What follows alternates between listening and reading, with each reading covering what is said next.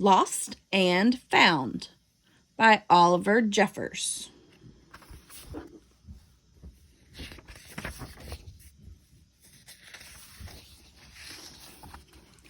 Once there was a boy who found a penguin at his door.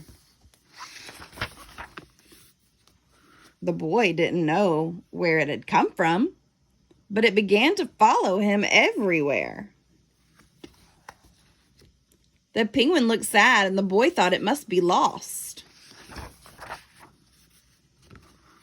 So the boy decided to help the penguin find its way home. He checked in the Lost and Found office, but no one was missing a penguin. He asked some birds if they knew where the penguin came from. They ignored him. Some birds are like that. The boy asked his duck. The duck floated away. He didn't know either. That night, the boy couldn't sleep for disappointment. He wanted to help the penguin, but he wasn't sure how. The next morning, he discovered that penguins come from the South Pole. But how could he get there? He ran down to the harbor and asked a big ship to take him to the South Pole, but his voice was much too small to be heard over the ship's horn. Together, the boy decided he and the penguin would row to the South Pole. So the boy took his rowboat out and tested it for size and strength. He told stories to the penguin to help pass the time. Then they packed everything they would need and pushed the rowboat out to sea.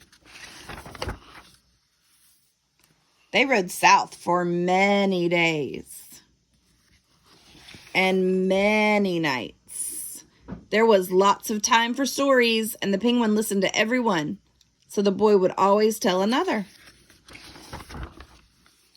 They floated through good weather and bad. When the waves were as big as mountains, until finally they came to the South Pole. The boy was delighted, but the penguin said nothing. Suddenly it looked sad again as the boy helped it out of the boat.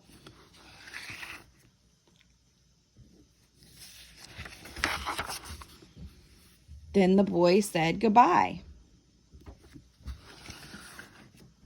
and floated away.